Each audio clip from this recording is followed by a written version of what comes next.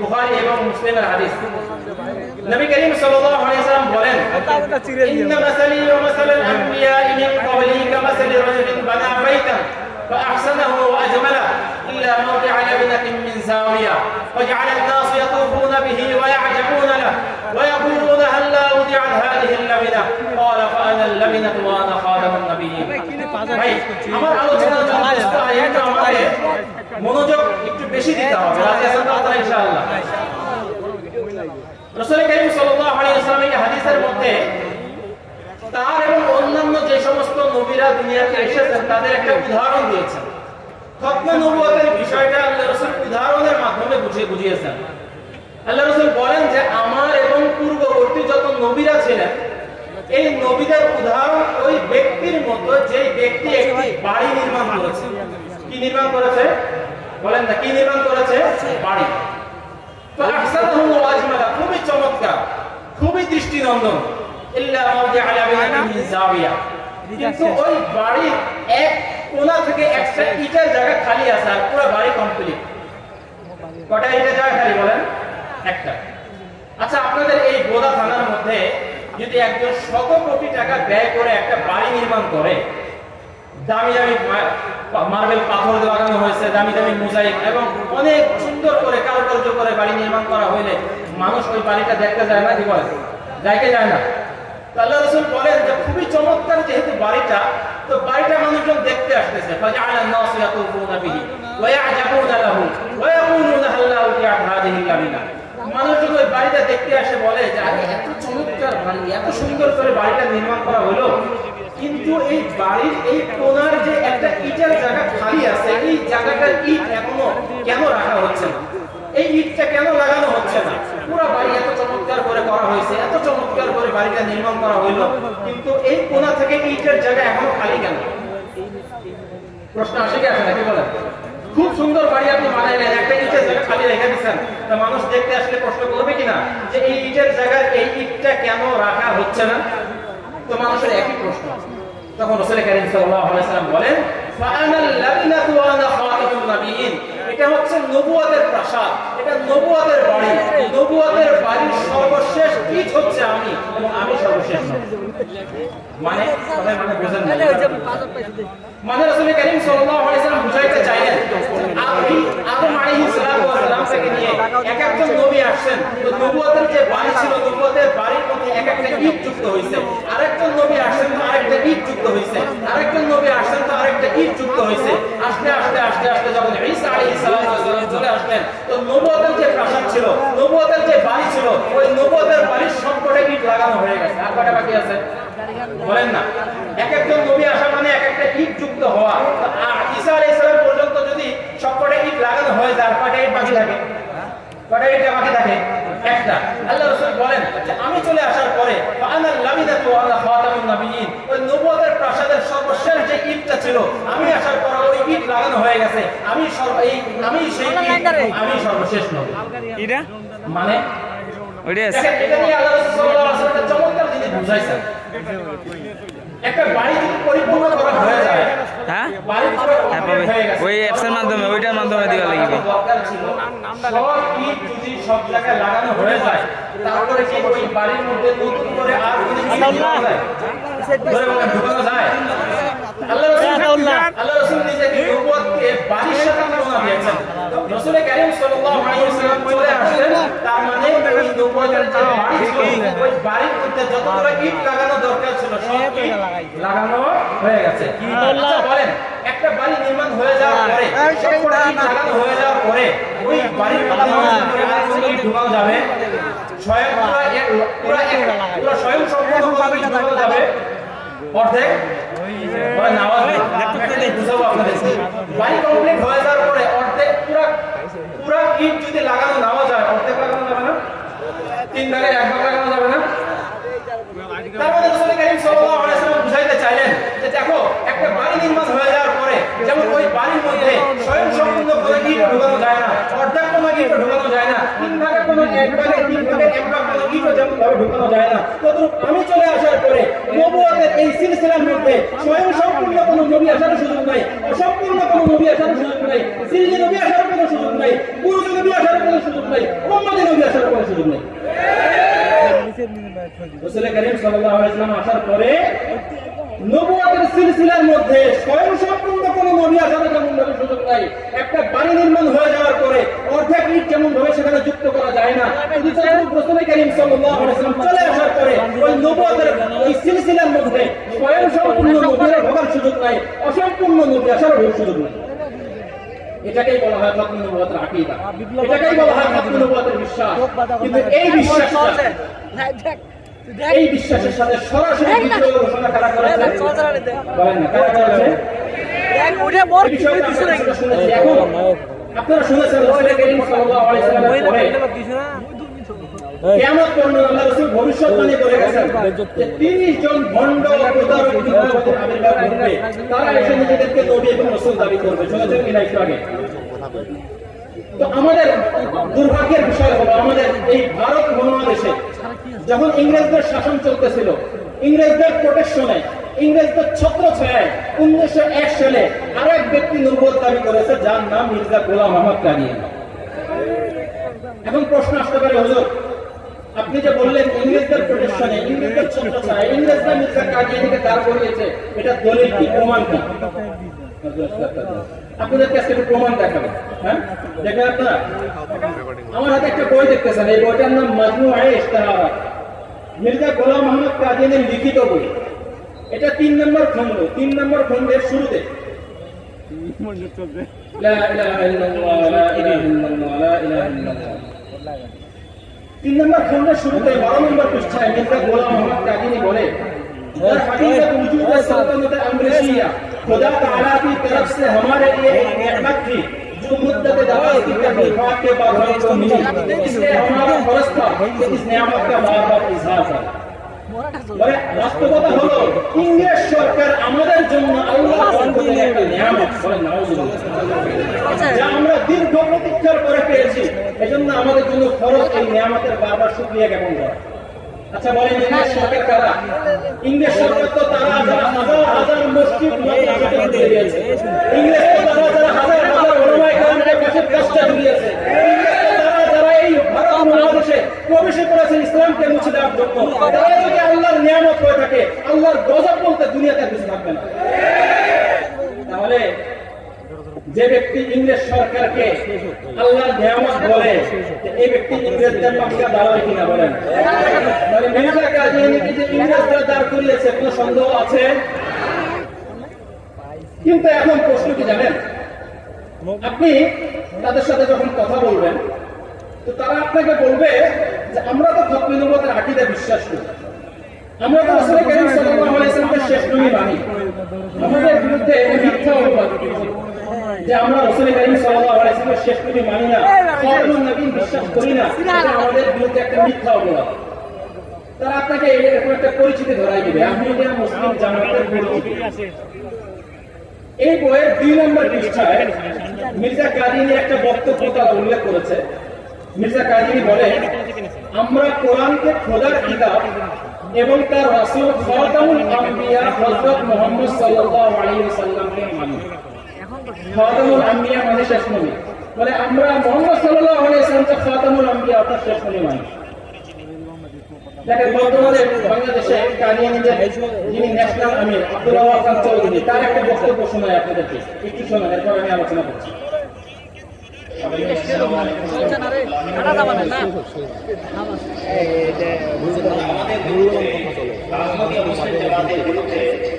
প্রধান অভিযোগ হচ্ছে আমরা হযরত মুহাম্মদ মুস্তাফা সাল্লাল্লাহু আলাইহি ওয়াসাল্লামকে নাকি খাতামুন নবীয়্যিন বলে বিশ্বাস করি না।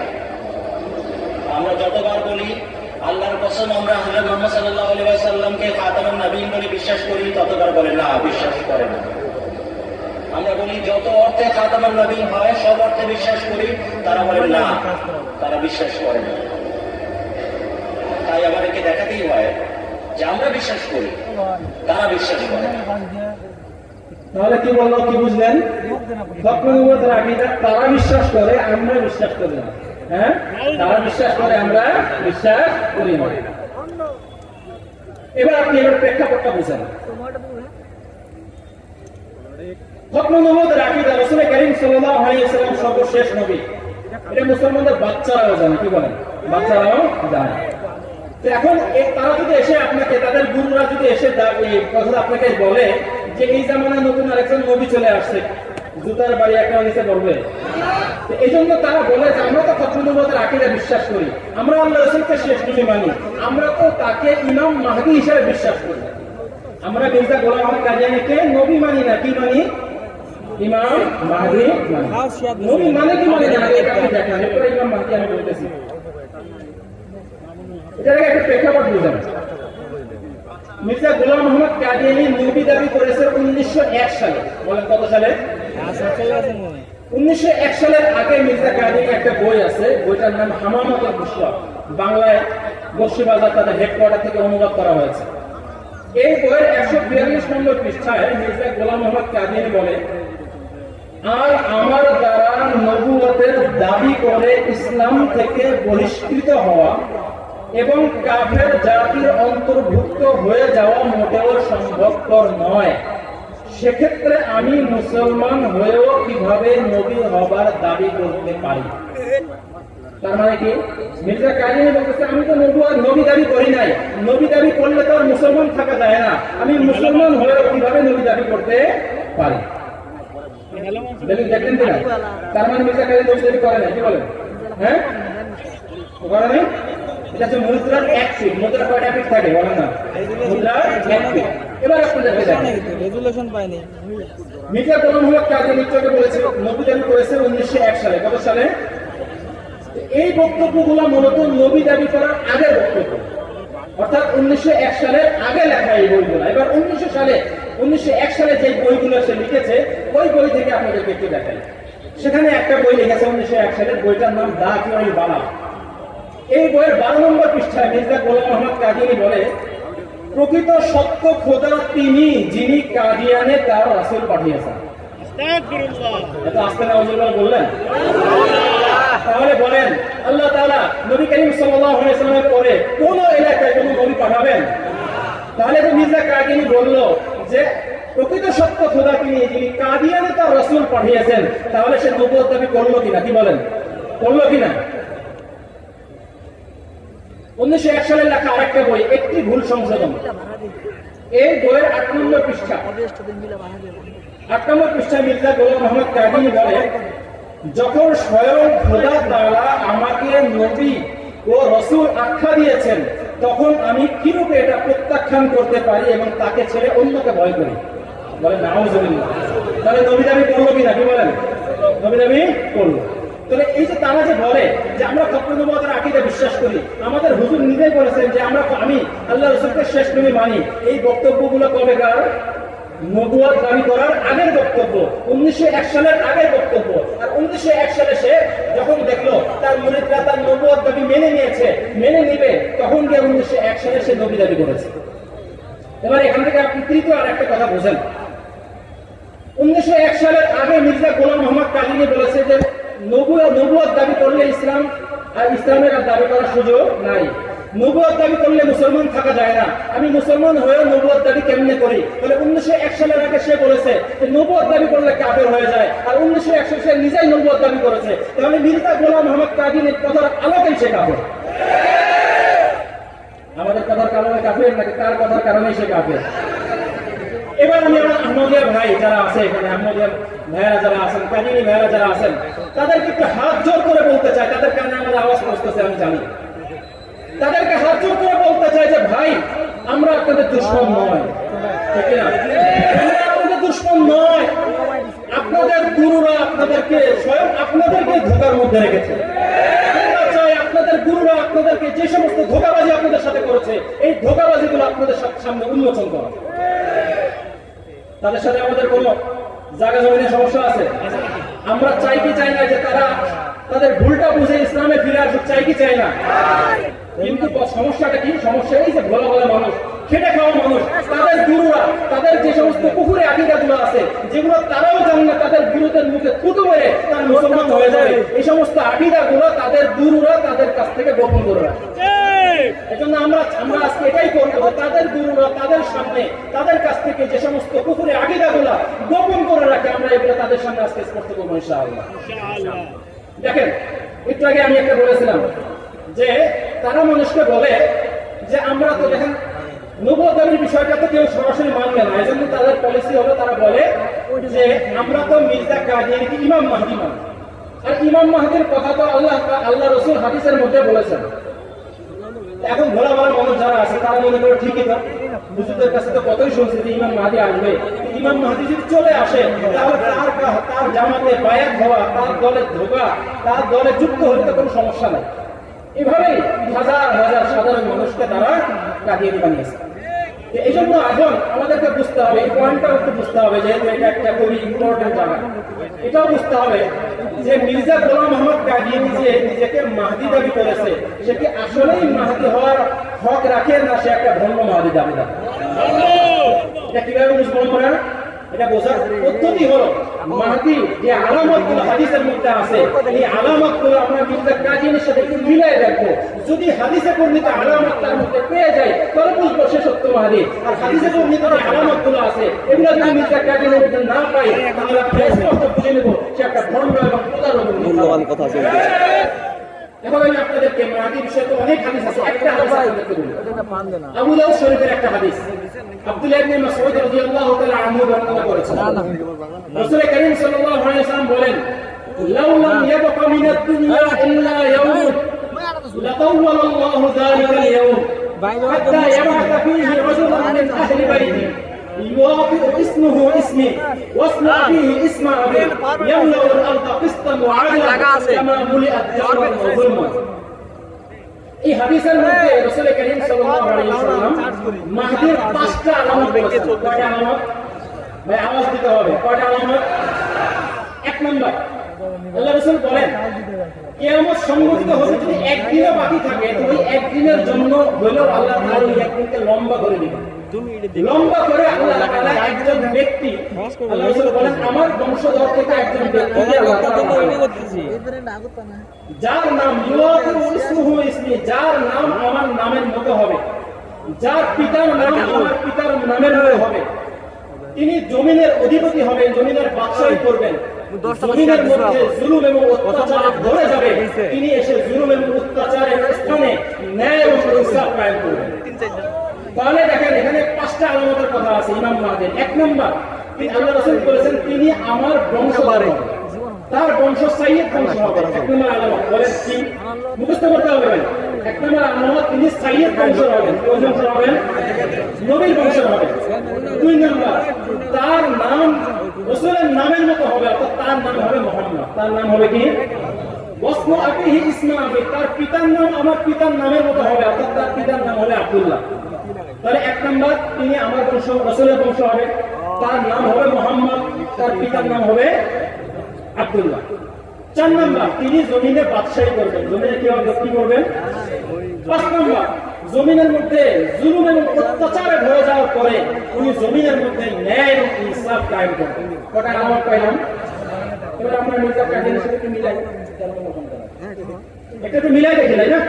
যদি বাস্তবে হয়ে যায় তাহলে আমরা দেখবো, তাই না? এবার একটু মিলাই দেখি।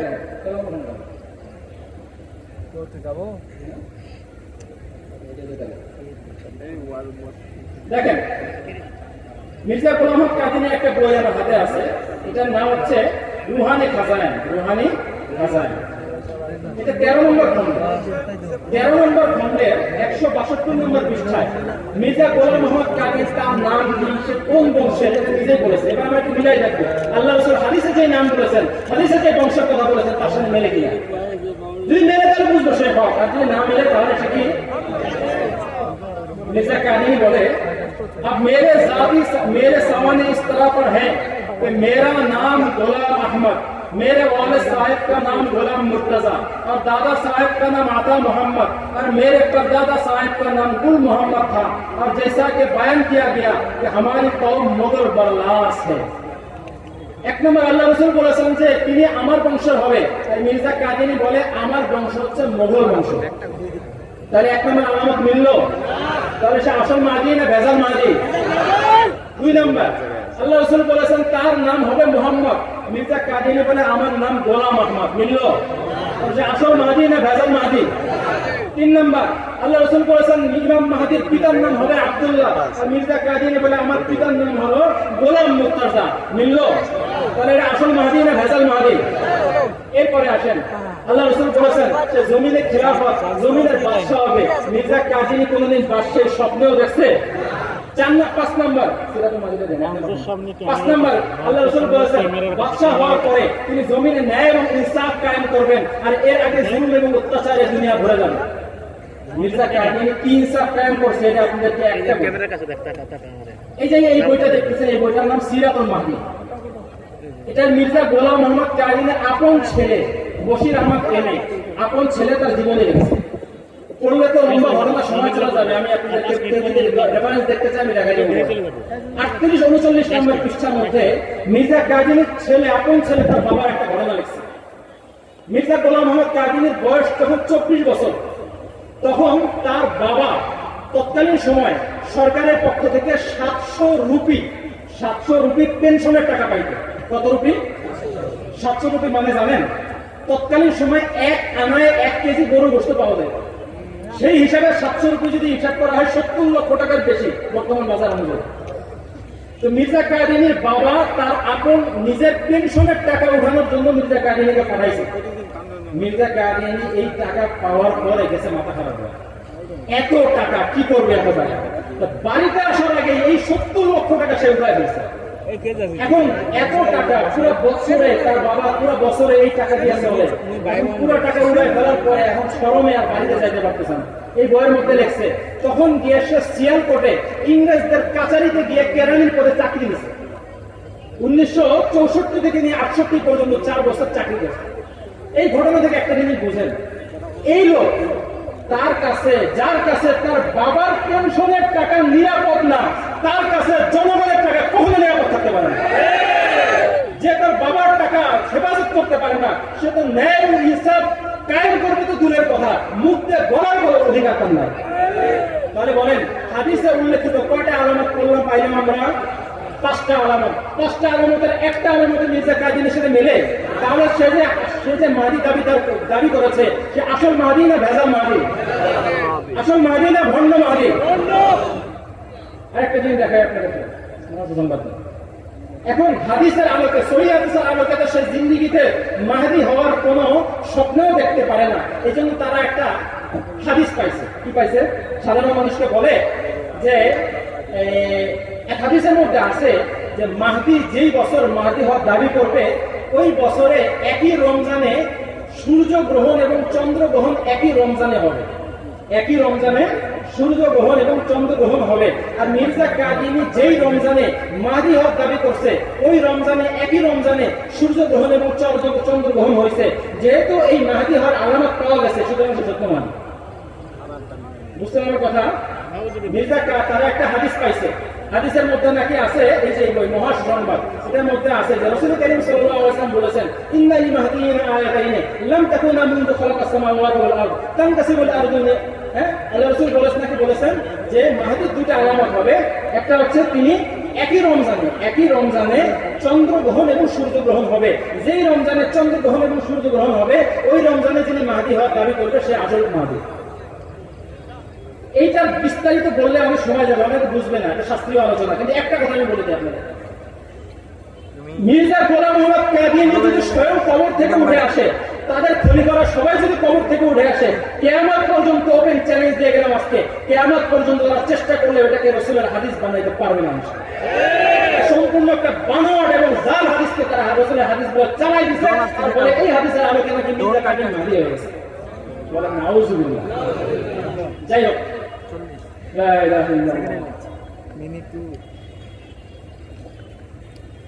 তাহলে বলেন শুরুতে যে কথাটা বলেছিলাম, মির্জা গোলাম মোহাম্মদ কাদিয়ানী কত সালে নবী দাবি করছে? 1901 সালে। কত সালে নবী দাবি করছে? 1901 সালে।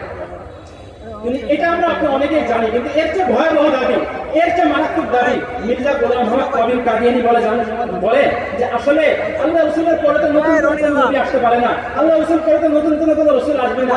আমি কিভাবে নবী দাবি করছে জানো? বলে আমি তো আলাদা কেউ না, আমি স্বয়ং মুহাম্মদ রাসূলুল্লাহ দুনিয়াতে দ্বিতীয়বার আসছি। এত আস্তে নাউজুবিল্লাহ বললেন। এটা শোনার পরে মুসলমানদের কলিজার মধ্যে আগুন আসে কিনা?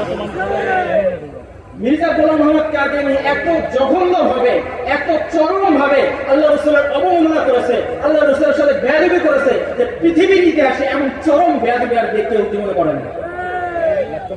আমি আমাদের আহমদী ভাইদেরকে বলতে চাই, আপনাদেরকে তো সবসময় এই কথাই আপনারা শোনায় যে মির্জা গোলাম মোহাম্মদ কাদিয়ানী আল্লাহ রাসূলের আশিক ছিল, মির্জা গোলাম মোহাম্মদ কাদিয়ানী আল্লাহ রাসূলের গোলাম ছিল। আমি আপনাদেরকে প্রশ্ন করতে চাই যে গোলামি করতে করতে কেউ কি মুনিবের আগে বেড়ে যেতে পারে? গোলামি করতে করতে কেউ মুনিবের থেকে শ্রেষ্ঠ হয়ে যেতে পারে? আমি আপনাদেরকে আজকে দেখাবো মির্জা গোলাম মোহাম্মদ কাদিয়ানী সে নিজেকে শুধু মোহাম্মদ বলে দাবি করে নাই, বরঞ্চ তার দাবি হলো তার আধ্যাত্মিক শক্তি, তার রুহানি শক্তি নাকি আল্লাহ রাসূল থেকে আরো বেশি ছিল। এই যে এই বই একটি ভুল সংশোধন, এই বইয়ের 5 নম্বর পৃষ্ঠায় মির্জা গোলাম মোহাম্মদ কাদিয়ানী বলে, মোট কথা আমি মুহাম্মদ ও রাহমাত সাল্লাল্লাহু আলাইহি ওয়াসাল্লাম হওয়ার কারণে আমার নবুয়ত ও রিসালাত লাভ হয়েছে। নাউজুবিল্লাহ। আমি কেমনে নবী হয়েছে জানো? আমি আলাদা কেউ না, আমি স্বয়ং মুহাম্মদ রাসূলুল্লাহ, এইজন্যই আমি নবুয়ত পেয়েছি। এই যে এই কথাগুলো মানে আপনার 90% সাধারণ কাদিয়ানী জানে না, কারণ এই কথাগুলো এত কঠিন কথা যেটা কাদিয়ানীরা নিজেরাও ওটা সহ্য করতে পারবে না। এই জন্য তাদের গুরুরা তাদের সাধারণ কাদিয়ানীদেরকে এই দাবি, এই মির্জা কাদিয়ানীর এই কঠিন কুফরির বিষয় তাদেরকে জানায় না। এই দেখেন আমাদের একটা বই আছে কালিমত ফসল, মির্জা গোলাম মোহাম্মদ কাদিয়ানীর আপন ছেলে বশির আহমদ এমএ লিখেছে। এই যে কিভাবে এই বইয়ের 15 নম্বর পৃষ্ঠায় মির্জা গোলাম মোহাম্মদ কাদিয়ানীর ছেলে বলতেছে, क्या इस बात में कोई शक रह जाता है कि कादियान में अल्लाह ताला ने फिर मोहम्मद सल्लल्लाहु अलैहि वसल्लम को उतारा? और এই বিষয়ে কি কোনো সন্দেহ থাকতে পারে যে কাদিয়ানে আল্লাহ তাআলা পুনরায় মোহাম্মদ সাল্লাল্লাহু আলাইহি ওয়াসাল্লামকে পাঠিয়েছেন? নেট বন্ধ হইছে নাকি? তোমারটা বন্ধ। বলেন পুনরায় কখন বলা হয়? আমি আজকে এই মাঠে জীবনের প্রথম আসছি, আপনি কি বলবেন হুজুর পুনরায় আসছে? বলেন না, বলবেন আপনি? আগামী বছর যদি কখনো আসি এখানে বসে লাইভটা ঠিক করে তো মির্জা কাদিয়ানী গোটা কাদিয়ানী সম্প্রদায়ের জামাতের আকীদার বই, জামাতের আকীদা হলো যে মুহাম্মদ সাল্লাল্লাহু আলাইহি ওয়াসাল্লাম মক্কায় আসছিলেন, ওই মুহাম্মদ সাল্লাল্লাহু আলাইহি ওয়াসাল্লাম নাকি মির্জা কাদিয়ানীর রূপ নিয়ে দ্বিতীয়বার কাদিয়ানীর মধ্যে আবির্ভাব হয়েছে। বলেন এই দাবি যারা করে এবং এই দাবি করার পরে মির্জা কাদিয়ানী ইতিহাসে, পৃথিবীর ইতিহাসে কাট্টা কাফের হওয়ার মতো সন্দেহ আছে?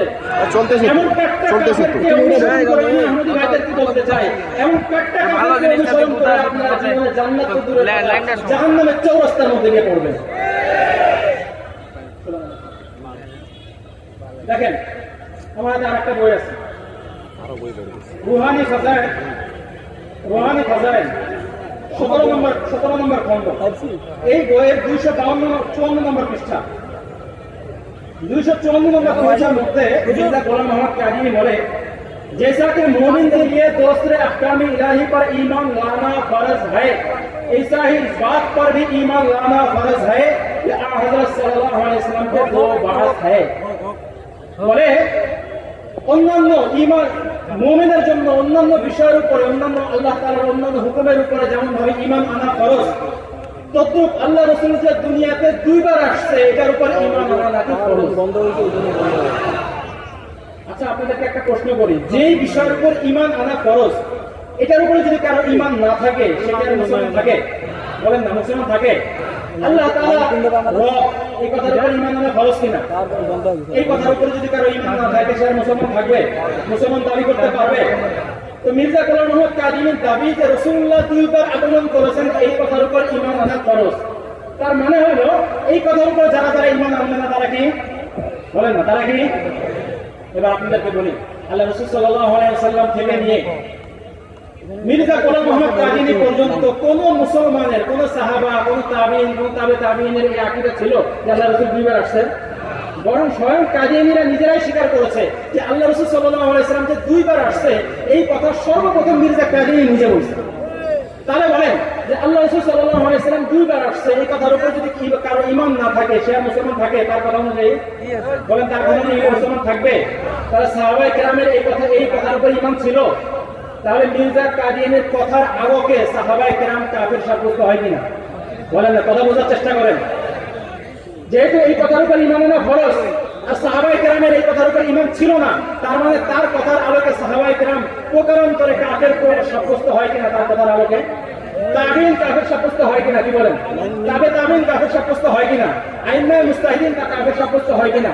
তাহলে যেই মির্জা গোলাম মোহাম্মদ কাদিনের কথার আলোকে, যেই মির্জা গোলাম মোহাম্মদ কাদিনের ফতোয়ার কারণে সাহাবায়ে কেরাম কাফের সাব্যস্ত হয়, তাবিঈন কাফের সাব্যস্ত হয়, তাবিঈন কাফের সাব্যস্ত হয়, আইম্মায়ে মুজতাহিদিন কাফের সাব্যস্ত হয়, মুহাদ্দিসিনে কেরাম কাফের সাব্যস্ত হয়, মুফাসসিরিনে কেরাম কাফের সাব্যস্ত হয়, তার থেকে টাটকা কাফের আর দুনিয়াতে হতে পারে না। আমি আমাদের আহমদী ভাইদেরকে বলবো, হাত জোর করে বলতে চাই, আপনারা কার অনুসরণ করেছেন একটু চোখ খুলে দেখেন। আপনাদের গুরুরা আমাদেরকে ধোকার মধ্যে রেখেছে, আল্লাহি ধোকার মধ্যে রেখেছে। আপনারা একটু বোঝার চেষ্টা করেন, আমরা আপনাদেরকে আমাদেরকে আপনাদের দুশমন মনে করেন না, আমরা আপনাদের হিতাকাঙ্ক্ষী দিয়ে যাবে। এখন মির্জা গোলাম মোহাম্মদ কাদিয়ানী যেহেতু নিজেকে মোহাম্মদ রাসূলুল্লাহ দাবি করেছে, তো এর সাথে অটোমেটিক সে আরেকটা দাবিও করে ফেলেছে যে আল্লাহ রাসূল সাল্লাল্লাহু আলাইহি ওয়াসাল্লামের যত গুণ ছিল, যত বৈশিষ্ট্য ছিল, যত মর্যাদা ছিল, সব নাকি মির্জা কাদিয়ানীর মধ্যে আছে। বলে আল্লাহ রাসূল সাল্লাল্লাহু আলাইহি ওয়াসাল্লামের কোন একটা গুণ, দুইটা গুণ কেউ যদি বলে যে আমি এই ক্ষেত্রে আল্লাহ রাসূলের সমান, তার ইমান থাকবে? তোমরা একটু বাইরে যাও দিদি, জামাতের আমি আকিদা সেট করে নিতে তার পারবো। ছেলে কালিমাতুল ফসল এই বইয়ের 23 নম্বর পৃষ্ঠায় লিখতেছে, ফাজিল্লি मगर मसले मौलूद को तो तब नबूवत मिली जब उसने नबूवत मुहम्मदिया के तमाम कमालात को हासिल कर लिया और इस काबिल हो गया कि जिल्ली नबी कहलाए। और जिल्ली नबूवत ने मसले मौलूद के कदम को पीछे नहीं हटाया बल्कि आगे बढ़ाया और इस कदर आगे बढ़ाया कि नबी करीम सल्लल्लाहु अलैहि वसल्लम के पहलू व पहलू ला खड़ा किया। বলে মির্জা কাদিয়ানী কবে নবী হয়েছে জানো?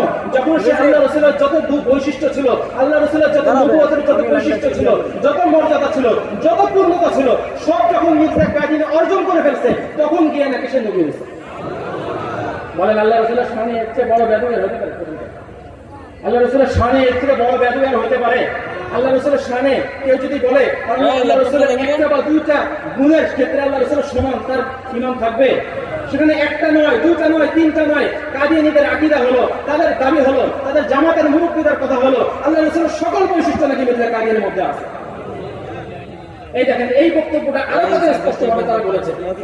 আমার হাতে একটা বই পত্রিকা আছে, এটা কাদিয়ানীদের পত্রিকা আল ফজল, 1915 16 সেপ্টেম্বর। ওই 1915 16 সেপ্টেম্বরে মির্জা কাদিয়ানী তাদের জামাতের পক্ষ থেকে তারা লিখেছে, কি লিখেছে?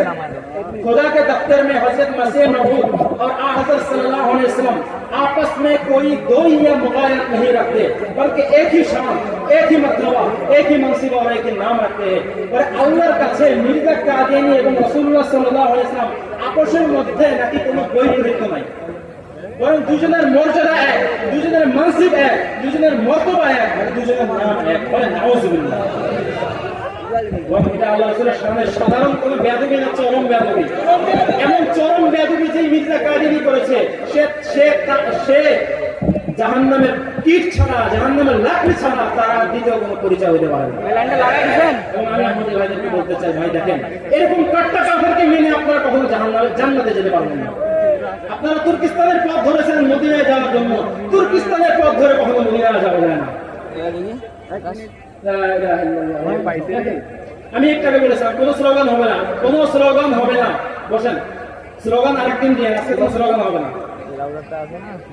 ভাই ভাই বসেন বসেন বসেন বসেন বসেন, শোনেন আমার কথা শোনেন, শোনেন আমাদেরকে মোটামুটি। কিন্তু মির্জা কাদিয়ানী এটাই সন্তুষ্ট নয়, তার দাবি আরো ভয়াবহ, তার দাবি আরো মারাত্মক। একটু আগে আমি যেটা বললাম, মির্জা গোলাম মোহাম্মদ কাদিয়ানীর দাবি তার আধ্যাত্মিক শক্তি, তার রুহানি শক্তি নাকি আল্লাহ রাসূল সাল্লাল্লাহু আলাইহি ওয়াসাল্লাম থেকে আরো বেশি। এই যে 16 নম্বর খণ্ড, তার লিখিত বই, এই 16 নম্বর খণ্ডের 271 নম্বর পৃষ্ঠা, 271 নম্বর পৃষ্ঠার মধ্যে মির্জা কাদিয়ানী বলতেছে, বলিল হক আন্না রুহানিয়াতুহু আলাইহিস সালাম كان في آخر الألف السادس عني في هذه الأيام أشد وأقوى وأكمل من تلك الأعوام الكلب بالتام। বলে আল্লাহ রাসূল তো দুনিয়াতে দুইবার আসছে, কিন্তু বাস্তবতা হলো দ্বিতীয় যে মোহাম্মদ, দ্বিতীয়বারে যে মোহাম্মদ আসছে, সেই মোহাম্মদের দ্বিতীয় মোহাম্মদকে বলেন না মির্জা কাদিয়ানী, তার বক্তব্য অনুযায়ী মির্জা কাদিয়ানী বলে দ্বিতীয়বার যে মোহাম্মদ আসছে, ওই মোহাম্মদের আধ্যাত্মিক শক্তি আগের মোহাম্মদ থেকে আরো বেশি পরিপূর্ণ, আরো বেশি মজবুত, আরো বেশি শক্তিশালী। পৃথিবীর ইতিহাসে আল্লাহ রাসূলের সামনে এত চরম বেয়াদবি এর পূর্বে মির্জা কাদিয়ানী পূর্বে আর কেউ করেছে? করেছে? এমন চরম বেয়াদবি যে মির্জা কাদিয়ানী করেছে, আহমদী ভাই আপনাদেরকে আমরা বলতে চাই, তার অনুসরণ করে আপনারা জাহান্নামে ছাড়া দ্বিতীয় কোনো জায়গায় যেতে পারবেন না। লা ইলাহা ইল্লাল্লাহ, লা ইলাহা ইল্লাল্লাহ, লা ইলাহা ইল্লাল্লাহ। দেখেন এখন মির্জা গোলাম আহমদ কাদিয়ানী এত ভয়াবহ কুফরের আকীদা সে লালন করে, তাদের জামাতের এত ভয়াবহ কুফরের আকীদা আছে। এখন সাধারণ মুসলমানরা যদি এগুলো জেনে যায় বা যখন উলামায়ে কেরাম তাদের এই সমস্ত কুফরের আকীদাগুলো মানুষকে বোঝানোর চেষ্টা করে, তো তখন সাধারণ মুসলমানদেরকে ধোঁকা দেওয়ার জন্য তারা একটা পলিসি বের করে। কি পলিসি? বলে আমরাও তো কালিমা পড়ি। আমরা কি করি? তাদের উপাসনালয়ের সামনে, উপাসনালয় কি বলে? মসজিদ না উপাসনালয়? যারা বলেন মসজিদ না উপাসনালয়? কাদিয়ানীদের উপাসনালয়কে মসজিদ বলা জায়েজ নাই। মসজিদ একমাত্র কাদের হয়? মুসলমানদের। তো তাদের উপাসনালয়ের সামনে বড় করে দেখবেন লেখা থাকে লা ইলাহা ইল্লাল্লাহ মুহাম্মাদুর রাসূলুল্লাহ। আমি গত 2 বছর আগে একবার 30-এর একটা জায়গায় সফরে গেছি। তো ওখানে কিছু ছোটখাটো কিছু প্রোগ্রাম ছিল। এক মাওলানা সাহেব বললেন যে হুজুর আমার এক চাচা কাদিয়ানী, একটু তার সাথে একটু কথা বলেন, তাকে একটু ইসলামের দাওয়াত দেন। আমি চলেন ঠিক আছে যাই। তো তার সাথে কথা বলতেছি, কথা বলার এক পর্যায়ে তার স্ত্রী ভিতর থেকে বলতেছে যে হুজুর আমরা তো কালিমা পড়ি, তো কালিমা পড়লে তো একজন হিন্দু মুসলমান হয়ে যায়, কালিমা পড়লে তো একজন খ্রিস্টানও মুসলমান হয়ে যায়, আমরা তো কালিমা লা ইলাহা ইল্লাল্লাহ মুহাম্মাদুর রাসূলুল্লাহ বলি, তা আমাদেরকে আপনারা কাফের কেন বলেন? একটা প্রশ্ন থাকে কিনা? হ্যাঁ, তাহলে এই জন্য আমাদেরকে তাদের কালিমার আসল হাকিকত বাস্তবতা আমাদের বুঝতে হবে কিনা? কারণ এখানকার কর্ম ধোঁকা দেওয়ার একটা কর্ম জায়গা। আপনাদেরকে একটা প্রশ্ন করতে চাই, কালিমা এটা কি কোনো শব্দের নাম নাকি তার একটা অর্থ আছে? তার একটা ব্যাখ্যা আছে। কালিমার অর্থ যদি কেউ অস্বীকার করে, কালিমার ব্যাখ্যা যদি কেউ অস্বীকার করে, তাহলে সারা জিন্দেগি কালিমা পড়লে সে মুসলমান হতে পারবে? এবার দেখেন তাদের জামাতের আকীদা, সাধারণ কাকে আমি আগেই বলেছি, সাধারণ কাকে জানে না, কারণ তাদের গুরুরা তাদেরকে ধোঁকা দিয়ে রাখে। কারণ তারা যদি এগুলো জানতে পারে তাহলে একটা বার কাদিয়ানী থাকবে না, সবাই মুসলমান হবে। এখন এই বই তার মির্জা কাদিয়ানীর আপন ছেলে, সে এই বইয়ের 67 নম্বর পৃষ্ঠার মধ্যে বলতেছে আমাদেরকে অনেকে প্রশ্ন করে। কি প্রশ্ন? আমাদেরকে অনেকে প্রশ্ন করে যে আপনারা মির্জা সাহেবকে নবী মানেন, তাহলে তার নামের কালিমা কেন পড়েন না? আপনাদের কালিমা সাধারণ মুসলমানদের কালিমা এক কেন? আপনাদের কালিমাটা ভিন্ন হওয়া দরকার ছিল, ঠিক না? যৌক্তিক প্রশ্ন কিনা? এই প্রশ্নের উত্তর দিয়েছে 68 নম্বর পৃষ্ঠা। बोले बस मसीह महमूद खुद मोहम्मद रसूलुल्लाह है जो इशाअत इस्लाम के लिए दोबारा दुनिया में तशरीफ लाए, इसलिए हमको किसी नए कलिमा की जरूरत नहीं। हाँ, अगर मोहम्मद रसूलुल्लाह की जगह कोई और आता तो जरूरत पेश आती। बोले अरे मिर्जा कादियानी तो स्वयं मोहम्मद रसूलुल्लाह যে ইসলাম প্রচারের জন্য দ্বিতীয়বার দুনিয়াতে আসছে, এই জন্য তিনি যেহেতু দ্বিতীয়বার দুনিয়াতে চলে আসছে, এই জন্য আমাদের নতুন করে আর কোনো কালিমা বানানোর দরকার হয় নাই। ওনার জায়গায় যদি নতুন করে অন্য কোনো নবী আসতো তাহলে আমাদের নতুন কালিমা বানানোর দরকার হতো। বলেন তাহলে তাদের কালিমার মোহাম্মদ আর আমাদের কালিমার মোহাম্মদ এক না ভিন্ন? মুসলমানদের কালিমার মোহাম্মদ রাসূলুল্লাহ দ্বারা উদ্দেশ্য মুহাম্মদ আরবি হযরত মুহাম্মদ মুস্তাফা সাল্লাল্লাহু আলাইহি ওয়াসাল্লাম, আর কাদিয়ানীদের কালিমার মোহাম্মদ দ্বারা উদ্দেশ্য মির্জা গোলাম আহমদ কাদিয়ানী। আপনাদেরকে একটা কথা বলতে চাই, ভালো করে বুঝেন। তাদের কালিমা মোহাম্মদ দ্বারা মির্জা গোলাম আহমদ কাদিয়ানী উদ্দেশ্য, তার মানে তারা যখন পড়ে লা ইলাহা ইল্লাল্লাহ মুহাম্মাদুর রাসূলুল্লাহ, তাদের কালিমা লা ইলাহা ইল্লাল্লাহ মুহাম্মাদুর রাসূলুল্লাহ বলা যেই কথা, আর লা ইলাহা ইল্লাল্লাহ মির্জা গোলাম আহমদ রাসূলুল্লাহ বলা একই কথা, ঠিক না? কারণ তাদের মোহাম্মদ এর উদ্দেশ্য কে? মির্জা গোলাম আহমদ কাদিয়ানী। তো লা ইলাহা ইল্লাল্লাহ মুহাম্মদ রাসূলুল্লাহ বলা যেই কথা, আর তাদের লা ইলাহা ইল্লাল্লাহ মির্জা গোলাম আহমদ রাসূলুল্লাহ বলা একই কথা। এবার আপনাদেরকে আরেকটা প্রশ্ন করতে চাই, লা ইলাহা ইল্লাল্লাহ মির্জা গোলাম আহমদ রাসূলুল্লাহ এই কালিমা পড়লে কি কেউ মুসলমান হবে? বলেন না, জোরে বলেন, মুসলমান হবে?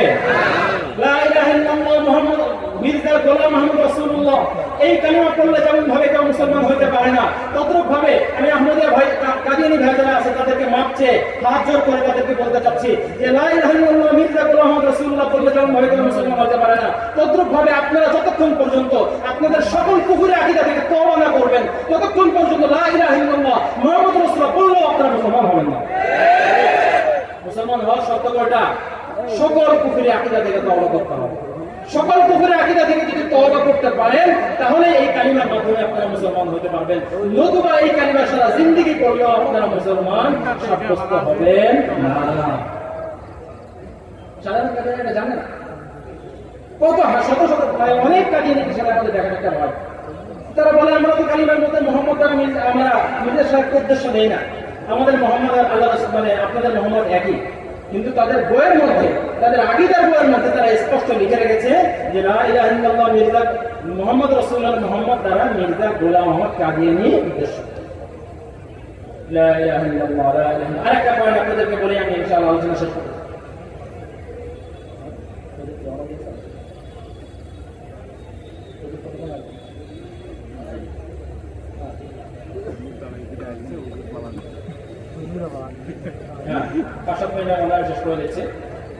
আরেকটা বিষয় আপনাদেরকে বলতে চাই, মির্জা গোলাম মোহাম্মদ কাদিয়ানী নিজেকে নবী দাবি করেছে, মির্জা নবী গোলাম মোহাম্মদ কাদিয়ানী নিজেকে রাসূল দাবি করেছে।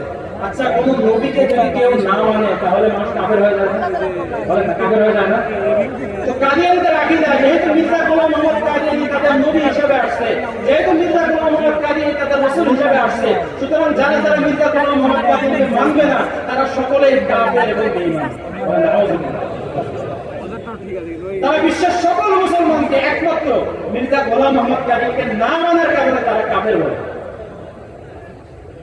দেখেন, আমার একটা বই আছে, এই বইটার নাম তাসকিরা। মির্জা গোলাম মোহাম্মদ কাদিয়ানীর উপরে শয়তানের পক্ষ থেকে যত ওহী আর ইলহাম আসছে এগুলো তারা একত্রিত করছে। এটা কাদিয়ানীদের কোরআন। হ্যাঁ, দেখেন এই বইয়ের টাইটেল পেজের মধ্যে আছে তাসকিরা ইয়ানি ওহী মুকাদ্দাস, পবিত্র ওহী।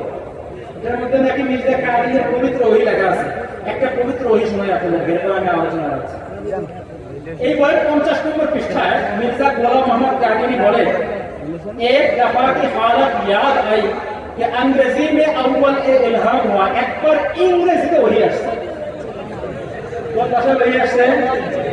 ইংরেজিতে वही আসছে।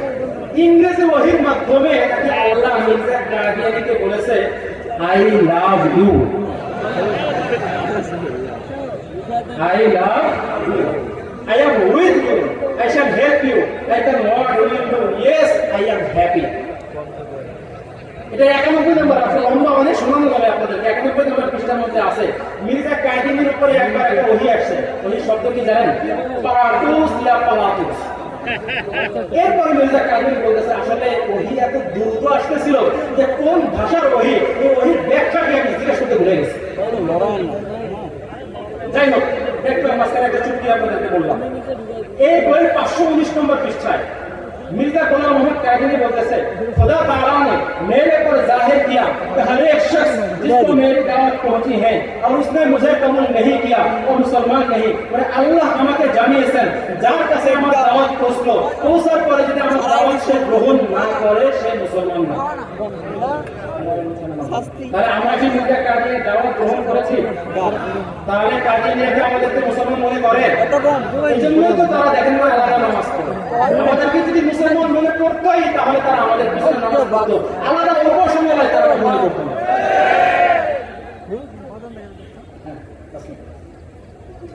একটা বিষয় বলে আমি আরেকটা হাওড়াটা দেখে আলোচনা শেষ করে দিচ্ছি।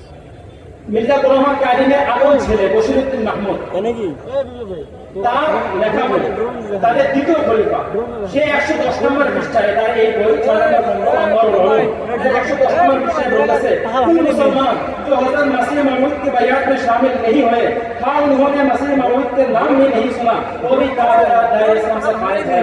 মির্জা কাদিয়ানী তো ওখানে বলেছিল যার কাছে আমার দাওয়াত পৌঁছলো পৌঁছার পরে কবুল না করলে সে মুসলমান না। আর তার ছেলে আরো একটা বাগায়া ওর নাম শুনে কোনো লাগবে না, কেউ যদি মির্জা কাদিয়ানীর নাম নাও শুনে সব আছে বলে নাউজুবিল্লাহ। তাহলে বিশ্বের সকল মুসলমানকে এখন কি কেউ যদি আফ্রিকার জঙ্গলে বসবাস করে মির্জা কাদিয়ানীকে স্বপ্নেও দেখে নাই, কাদিয়ানীদের ফতোয়ার মতো সেও কাজ। তাহলে বলেন আমাদেরকে ওরা মুসলমান মনে করে? কিন্তু এখন সাধারণ মানুষকে বলে যে এই যে আমরাও মুসলমান, আপনারাও মুসলমান, মোল্লাদের কাম নাই, মোল্লারা গায়ে আমাদেরকে ওই যে মিলাদ করে আর আমাদেরকে কাফের বলে। আল্লাহ তাআলা আমাদেরকে এই ভয়াবহ কুফরি ফিতনা থেকে আমাদেরকে হেফাজত করে। আমার আলোচনা শেষ করে চলে আসছে। এখন এই যে ভয়াবহ যে বিষয়টা আপনারা দেখলেন, এই বিষয়টা বিশেষ করে পঞ্চগড়ের লোকদের আপনাদের এই বিষয়গুলো জানা দরকার ছিল কিনা?